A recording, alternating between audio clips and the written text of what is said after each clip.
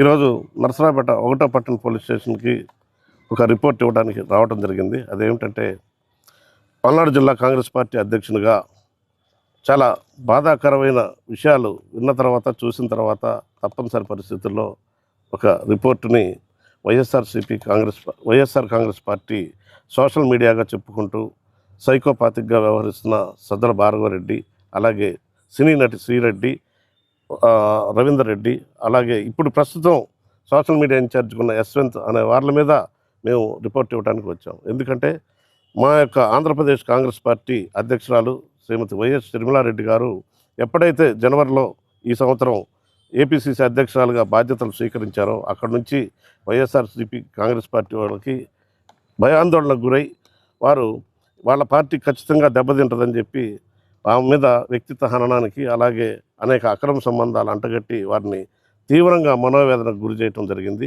వారితో పాటు అలాగే లక్షలాది మంది కాంగ్రెస్ పార్టీ అభిమానులు కూడా తీవ్ర మనోవేదనకు గురయ్యారు. ఇదంతా కూడా ఒక వర్గాల మధ్య గొడవలు రేపే ఉద్దేశంతో వారు సోషల్ మీడియాగా చెప్పుకుంటున్న వారు అనేక రకాల పోస్టింగ్స్ సోషల్ మీడియాలో పెట్టి వ్యక్తిత్వ హననానికి, అలాగే తీవ్ర మనోవేదనకు గురి చేశారు. కాబట్టి ఈరోజు సజ్జల భార్గవరెడ్డి మీద, ముఖ్యంగా శ్రీరెడ్డి, ఆమె ఇష్టానుసారం ఒక మహిళను కూడా చూడకుండా ఒక సాటి మహిళగా నోరు బారేసుకొని ఆమె పెట్టిన జుగుప్సాకరమైన పోస్టింగ్స్ని ఎవరు చూసినా కూడా చాలా బాధాకరంగా ఉంటుంది.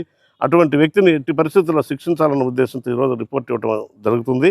అలాగే ఒక్క షర్మిలారెడ్డి గారి మీద కాదు, ఈ రోజున గౌరవ ముఖ్యమంత్రి చంద్రబాబు నాయుడు గారి మీద, అలాగే డిప్యూటీ సీఎం పవన్ కళ్యాణ్ గారి మీద, వారిద్దరి మీద కూడా, వాళ్ళ కుటుంబ సభ్యుల మీద కూడా అనేక రకాలుగా జుగుప్సాకరమైన పోస్టింగ్స్ పెట్టి లక్షలాది మంది ప్రజలు మనోవేదనకి గురి చేశారు. కాబట్టి వారిని ఖచ్చితంగా చట్ట ప్రకారం శిక్షించాలని చెప్పి కోరుతూ ఒక రిపోర్ట్ ఇవ్వడం జరిగింది.